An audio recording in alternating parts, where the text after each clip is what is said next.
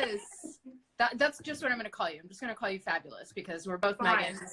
We're both spelling it the same way. So you have an amazing background there. I love it. Thank you. This is my office. I love it. Well, yeah, you know, we realize these are like strange and crazy times right now. So, you know, we're just going to spend the next 30 minutes like talking fashion. Let's try and keep things, you know, moving along. So definitely a pleasure to have you on here. I'm very excited to kind of hear about, you know, your experiences as a creative business owner. So tell me a little bit about like when you first like realized like, I think I'm going to get into fashion. This is for me. I want to be a designer. Yeah. Well, you know, I was really blessed. Like I knew from the time, I mean, probably 3 or 4 that I wanted to be a designer. My mom, who is very much like Martha Stewart, taught me to sew when I was 3. And I had made my first dress by the time I was 4.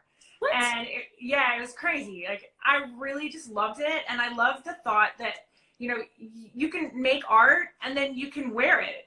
You know, that was just a way that I was able to express myself from early age. And, you know, most people don't know what they want to do. You know, they know that they like, you know, cars, but they don't really know, you know, how can I make a business out of it? And for me, it was really natural. I was able to easily like just learn how to make a business out of it. And when I was in high school, I actually took college classes just to make sure like, okay, maybe this is what I really want to do. And I really loved it. I just thought it was so cool that, you know, this was an industry and it was a business and people were making money from it. Yeah. So, okay. So obviously like the creative side is just like, it's innate. It's something you've wanted to do. You said you took classes, but you know, to the layperson, I just know of like, sure, you're going to fashion school, you learn how to design and print and cut and things like that. What's the business side like for fashion? Like, how did you learn that side? Are there classes or tell me about that? I mean, there are. I chose the harder way to learn about business. I started my business when I was in 2003. And I didn't actually learn about the business aspect until really traumatic experience happened to me in 2014. My long-term business partner of 10 years decided, you know what, I'm done. Here you go, have fun. And it was crazy. It was a really hard time for me because I had to learn pretty much overnight, you know, how to turn on a computer, tiny numbers and how to make spreadsheets. You know, all the things that you're supposed to know before you start a business, I learned doing. And I made a lot of mistakes. I lost a lot of money. I lost a lot of, just everything was crazy for me. And so it was really hard. It was learning on the fly and learning how to navigate through a business and, you know, just survival. You know, I had a big business at that time and we were shipping over 37 countries and I had department stores and I had to make some critical decisions. I had to figure out, okay, if I want to survive, what am I going to do? You know, do I continue to, you know, make collections and put them out there in the world? What do I do? And I made some pretty key decisions that helped me to be successful and to be here today, which were, you know, strip it down, like, you know, cut it down to the bone. Like, try not to be everybody to, you know, everything to everybody. You know, focus in on the business that you have, you know, and perfect it. And so I had to tell a lot of my customers, a lot of my department stores, I'm sorry. You know, I had a really great distributor in Japan who, you know, was selling Chloe and, you know, Balmain and like all these great brands with my little tiny brand. And I had to say, I'm sorry, but I cannot give you what you need right now. I need to figure it out and I need to learn how to do this. And that's what I've been doing for the last 5 years. You know, I had 2 customers at the time. And I whittled it down and I learned about working with buyers and working with, you know, learning how to do spreadsheets. I didn't even know what Excel was, you know, like my whole life I've done everything by hand, you know, even my art and my sketches to this day are all done by pen and paper. So just learning how to turn the computer on, you know, and adapt, I think is, you know, been the key for me to be here right now. So if you could go back and tell yourself one thing before starting I guess, your brand, what do you think that would be? Well, I mean, I think number one is learn how to be easy to work with. I mean, 23-year-old Meghan is not the same Meghan as I was when I was 33 / business partner / 43-year-old Meghan today, who I really feel like I've learned by doing and learning and having experience doing it. Being patient. Success doesn't come overnight. It's just not going to happen. And if it is, it's not real success. Like someone once told me, Meghan, it took me 20 years for overnight success, because that's just how it is. You're learning, you're constantly growing, you're constantly changing. In business, it's a relationship, and being a good partner, being someone that's easy to work with, somebody that's easy to get along with. I didn't know everything, but I thought I did. I dropped out of college. I was like, look at me, I'm this great designer, and success did come early, but you got to maintain it. And in order to maintain it, you have to be easy to work with. It's just, you really have to, someone's got to go like, okay, I want to work with you, and not end it after they get to know who you are. We've got so many comments on here. We've got some Meghan fans. So talented and full of energy and still awesome. Are some of the comments out there. So for aspiring fashion and accessories designers out there who are looking to kind of enter the competitive landscape and world of fashion, what skills would you, I guess, advise designers to like fine tune early on? You have to be adaptable. I mean, especially like right now with the times that we're in. I mean, the whole world just came to a complete crashing stop. When you wake up every morning, you're like, God, I don't even know what day it is. So, I mean, being adaptable and learning how to navigate change is key. I mean, also, like I mentioned before, is being easy to work with and getting along with people. Also learning from your mistakes. Like if you make a mistake, own it and be, I did this, and this is what made me the person I am today, and own it. You can learn a lot from mistakes. Also, being able to take advice is something it's really hard, because like I've been told, your best friend in business is not always going to tell you what you want to hear. And it's so true. Like, I don't want to hear that's not going to sell, or this is horrible, or, I don't want to hear that, but it might actually help me to get to where I'm trying to go. Like it's really important to be adaptable, to take feedback, to take criticism, align yourself with good people, and, also channeling your creativity. Like I've mentioned a lot about business, but also, being true to yourself and channeling who you are, because that's your talent. It's a gift. Like most people say, talent, okay, it comes and goes. No, talent is an asset. Talent is something that you need to hone in on, and okay, this is what I am. This is who I am. I've always stayed true to who I am, and I've always, just said, okay, this is who I'm going to be. This is what I'm going to be about, and stay on that path.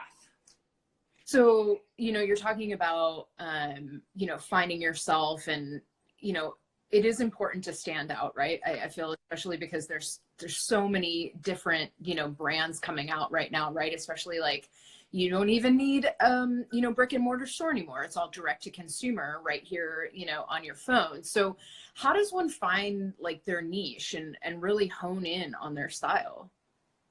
I guess I have a really good example for this, because for me, I've always worn my outfit first before I've actually like really understood about, this is what my brand is going to be about.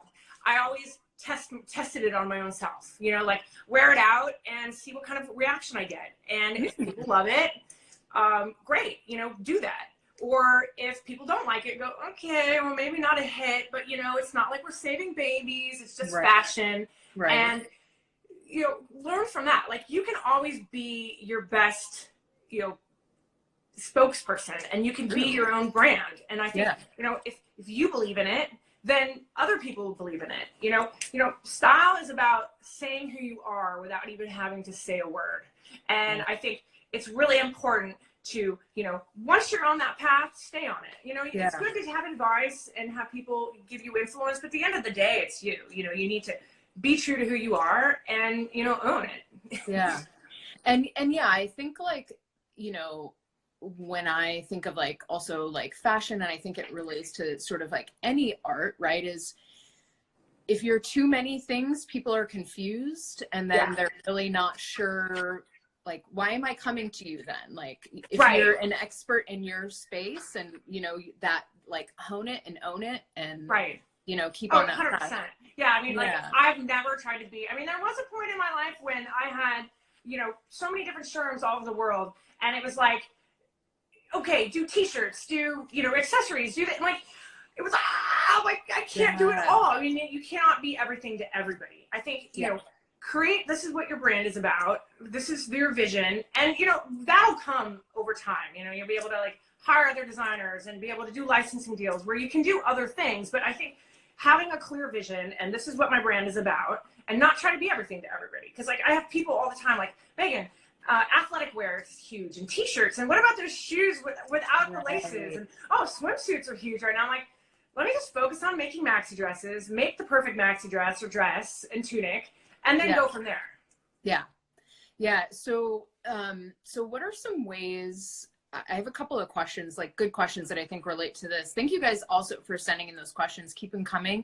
I'm going to try and get to them as much as I can. We only have a short window of time, unfortunately, with Meghan, but what are some ways to get your foot in the door? I also had a question on here, if you thought trade shows were worthwhile. So I feel that might be a relation there. Let me answer the trade show, because we just got done with a round of trade shows, and I've actually always been a fan of trade shows from day one. I was one of the original designers that did coterie back in 2002, 2003, when it was in the Tiny Piers, and I was always doing Project or Magic in Vegas. And unfortunately, now with trade shows, buyers, because the economy is headed, only have a certain amount of dollars to spend on travel, and they can't go everywhere. You know, the trade show circuit is like back to back to back to back, and buyers aren't going to go to everything. So I think if you're going to do one, pick the one that you feel is the best. And we did coterie this year, and unfortunately, traffic's down. Everyone was saying that the show is dying. People are going back to doing showroom appointments, which I think is really valuable. I think having a showroom, having a salesperson that believes in your brand, that can get the buyers and the foot traffic in, is the key. You know, like, really, if you know, we did it without a salesperson. We took the brand ourselves, and you know, if you don't have the right placement, or you're not next to the hottest brand, no one's going to find you as a new brand. So it's really important. Like, if you're going to spend the money, it's expensive. Trade shows like $30,000, and they want you to do like 4 per season, plus like the small ones, which is intermezzo, and that's another 10 grand. You got travel, you got to develop. I mean, it's really expensive. Trust me, it's really expensive. So if you're going to do it, pick and choose. But I really think, you know, where the feedback that I've had from a lot of our stores and department stores, buyers are now, you know, they're just making appointments. Because if you have a showroom, you already have the space. You know, you don't need to go and rent a booth at a trade show for 3 days. It's going to cost you 30 grand. You have a showroom where buyers can come and see you anytime, and they can come at their leisure. You know, there's also this new platform. There are online trade shows and online showrooms. There's Jor, there's LA Showroom. There's a couple other ones that I just heard about too. And we're on Jor. And it's a 24-hour trade show online, you know, where buyers and brands can find each other and match, and they can buy you direct. So I think, as you know, times are progressing and technology is so important with, you know, how brands present themselves. I think that's the wave of the future. Like, trade shows are a little bit outdated, but they are still valid. You know, and I mean, obviously, you know, we're in a position right now where everything is digital. I mean, the event space is, you know, sort of dried up. So it's like good to know that there are online resources for. I mean, that's the future. And even, here's the other thing, as even the trade shows themselves are getting with the program, and they're creating, like Magic just sent out this whole thing that they're going to be creating an online trade show, and they want our feedback, and they want to know, like, what do you think as a vendor? You know, how should we present ourselves? And I mean, it's just the way of the future, you know, like, coming to a trade show and walking around in those big, gigantic convention centers, it's very outdated. Yes, I'm very aware. I go to CES a couple of times a year, which is a consumer electronics show in Vegas, and that's a nightmare. So I definitely agree. So If you missed the beginning, y'all, thank you for tuning in. I'm Meghan Jones. I'm here with Meghan Fabulous. Don't get us confused, but both Meghan with an H, so Yes. I'm very into that. But she's an LA-based fashion designer, sharing her knowledge with you emerging designers out there. Advice on how to create and design a strong collection that sells. Whew. Well, I mean, I don't think there's really a certain formula, but I do really believe, and this is from experience, that everything has to have some element of, you know, being commercial. You have to, you can have a great idea and you can have some sort of innovative, you know, really good ideas, but it's got to sell. Because bottom line is, if you're creating clothes and you're not selling them, your business is a hobby. That's all it is. You know, like there's a difference between having a business and having a hobby. And for me, I've always, you know, tried to figure out and push the ways of, okay, how do I make this commercial? And, you know, also you get feedback from buyers. Like it's really like, they could be like, oh, you know, that's great. I love that top you're wearing, but you know, maybe if you put a button there, it would sell more. It's getting, you know, listening to feedback. You know, the one thing also too that I've really realized is if you have a hit and you have something that people love and they want, do it over and over and over again until you kill it. So just to kind of give you an idea of where I learned this the hard way is, back in like 2005, 2006, I had this top. It was called the Lexi top, and it was selling all over the world. We had, you know, stores. I had 5 distributors selling it. It was on Paris Hilton, Eve, Sharon Stone. It was in Vogue. I mean, like, it was everywhere. This top was everywhere. And everyone kept on asking, like, God, you know, can you just make that again, but do it in a different print? And young Meghan didn't realize that, you know, people don't necessarily want you to be creating and reinventing the wheel every season.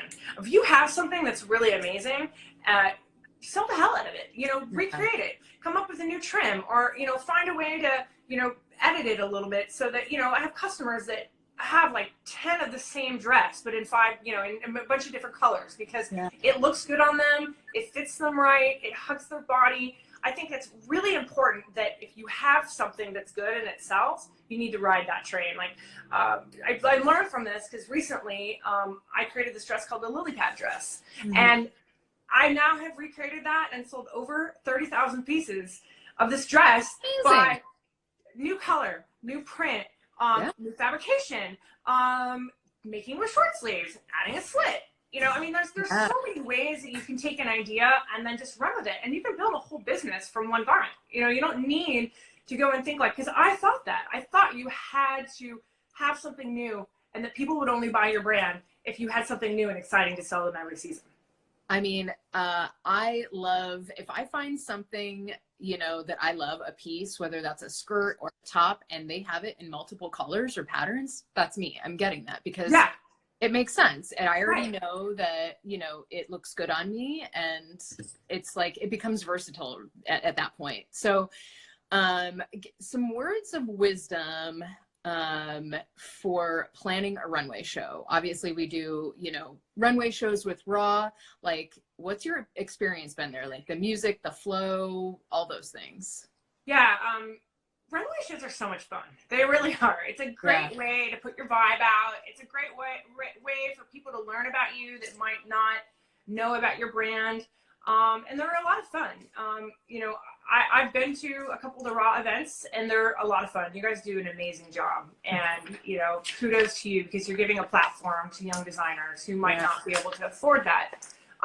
With that said, I think if you're going to be putting your own money behind a runway show, there's other things as a young designer that could better serve your money.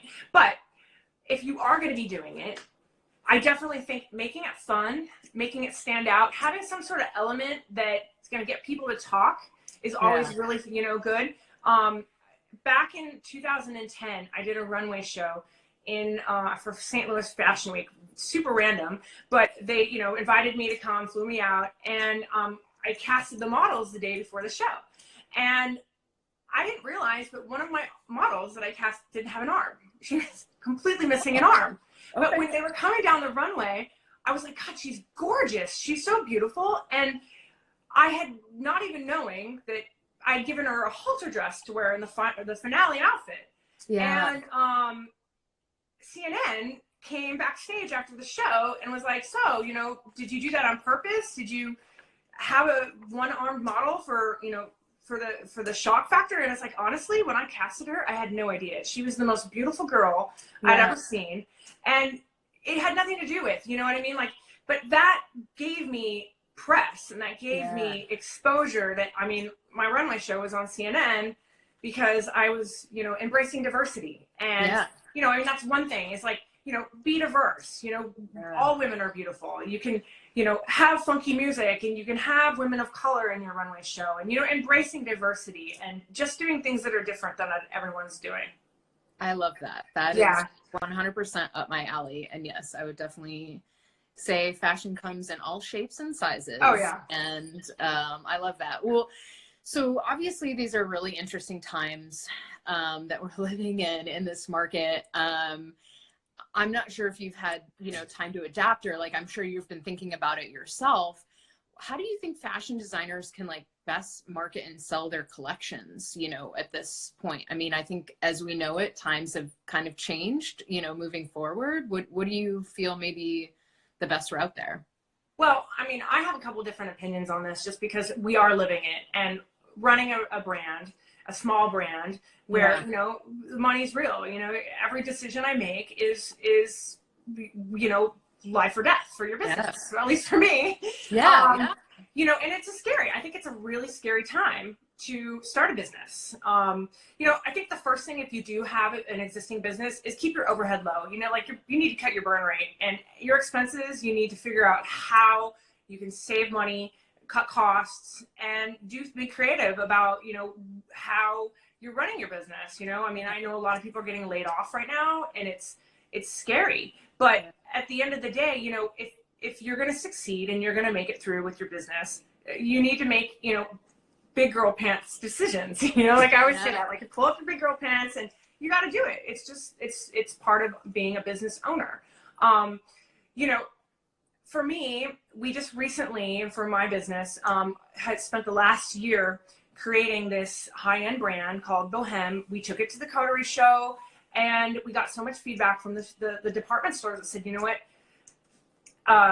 it's amazing, but we're not buying anything. Even our big brands were canceling orders. So I've had to shelf it, and it's heartbreaking. We spent a lot of time and energy and dollars doing photo shoots. And fortunately, people said, you know what, we will revisit it back next holiday and resort. And it's painful, but it's things that you have to do, you know, like also and being creative about how you put yourself out there. For me, 3 years ago, I realized that I was a little too late on the Instagram game, and that it was a real tool for people to market and sell. And so I hired a kid from USC, because it's now a major, social media is a major. And I picked her brain and just taught me how this is what you need to do. This is, you know, the whole look of the page and all these certain things. And it was hard because I'm not a model. It's been hard for me to, I'm a little shy, and putting myself out there and taking photos of myself. No, I know. I really am shy. But like putting myself out there has been scary. You know, it's like, it's hard to take a picture of yourself. But it was a creative way to not spend any money and be able to put my brand out there. And, you know, this is what I'm doing. And for people that knew about my brand, or people that are rediscovering my brand, or just learning about my brand, utilizing hashtags. And, you know, I've really developed the last 3 years, a sense of community through my Instagram. It's a really great tool. If that's an amazing marketing tool you can use to build your brand for very little money. And, you know, doing it in a way where, like, you might not want to take photos of yourself or photos of your dog or cat or whatever, but it's a tool, and it's almost practically free if you do it the right way. Yeah. And like, I guess there's no better time to create content than right now. Like, you got a lot of time on your hands, and yeah, that's definitely something. So is there anything else, you know, for designers that you want them to know who are just starting out and kind of, you know, looking to making a name for themselves? Yeah, I mean, I think right now it's all about thinking out of the box and being creative about how you put yourself out there. I mean, you might not have the money and the funds to spend on creating a line or a collection, but I think if you do it the right way, you know, you can do. I mean, I started my business with $25 in my checking account, and I mean, that was almost 20 years ago. Yes, but, yes. You know what I mean? Like, there's ways to do it without having. I mean, like, you're competing against brands that have real money. You have to be creative. You have to, you know, think on the fly, and you know, you have to be part of the brand. It's really important. Yeah, no, 100%. Agreed. You kind of have to be all in it to win it. I want to take care if there's some questions. Sure. That I want in our last few minutes. Thank you guys for also sending these questions in. I appreciate it. Someone says they like the bob cut. Thank you. When do you listen to other people versus like what you think? Like, when does your own, I guess that's like a personal choice, but like, when do you think your own like gut intuition takes over and like you weigh that advice with other people? Yeah. I mean, if it's something that I don't know very much about, I always try to pick people's brains, like, you know, take on a mentor. But at the end of the day, if it's like some sort of creative vision and this is what you really feel, and you know, you got to stick with your gut. Like, you'll know, you really do. You'll know, like, okay, I don't know how to put a spreadsheet together, so I might, you know, get some advice on that. But I do know what I want the collar to look like, or I do know, you know, what types of buttons I want to put on the dress. Like, those type of things, like, you'll know, you know, you just know. And as you get more experience, you learn more, and you get more experience to know, okay, like, no, I'm going to go with my own gut on that. Like, thanks for your advice, but this is me right now, you know? Yeah. That is great advice. And yes, as you get older, you really do start to hone your gut, and you're just like, no, thanks for your advice, I'm going to take that, but no. So you mentioned funding. You started with $25 in your checking account. I guess, like, before we wrap up in this minute, don't get mad at me, Jaden, sorry, I want to get this in really quick. Any advice on funding your business? So do you recommend like Indiegogo or any of those types of like funding, or anything in regards to funding? I do. I mean, I've tried to do it on my own. I've had business partners for majority of running my business, and it's impossible, virtually almost impossible to do it on your own. Like, there's just too many things to do. You know, if you want to be a good designer, focus on that, and then you have a business partner running it. I have a business partner, and we're privately funded, and I'm a big believer, but I'm a big believer that you don't just, you know, choose any Joe Blow to be your business partner. You got to be picky, because like I said, your talent is your asset. That's what you got. There's a million people out there with money. It's aligning yourself with somebody that really believes it's not how big a piece of your pie. It's about how many more pies can you bake. That's the end. Like, at the end of the day, if you are aligned and you are thinking the same, it's going to be a successful business. If you're working with somebody or you have a business partner, because I've had a few shady business partners, it was for them, it was all about how big of a piece of the pie am I going to get? Whereas me, I want to bake as many pies and we could feed the world. You know, I don't. For me, if you have somebody you work well with and you have your visions aligned, it's going to be successful. Yeah, that's amazing. Well, sadly, this 30 minutes, I don't even know where it went. Like that. I know, so quick. But that's amazing advice, Meghan. I really appreciate you taking the time to chat with me, and, you know, just to our audience today, for sharing your knowledge and your experience and all the trials and tribulations that you've kind of had to go through. But for everyone watching at home, make sure you follow at Meghan, MEGHAN_fabulous. Follow her adventures. Please head on over to her site and check out her amazing work. And then for everyone watching at home, we're organizing a little week of industry exchange next week. So we're going to discuss business, finance, you know, especially during these like unprecedented times. So starting Monday, April 6th, tune in. We're going to be going live on Instagram at 1 p.m. Pacific Standard Time. So you're going to see this face a lot next week. And be sure to follow at Raw Artists for updates. Meghan, you are such a pleasure. I'm enjoying this background, the whole shirt, everything. You definitely are fabulous. Thank you. And I really appreciate your time today. You guys stay safe out there. Let's wash our hands and just stay safe and healthy, okay? Thank you so much for having me. Meghan, it was a pleasure. I'll talk with you soon. Okay. Thanks for Artist. Bye.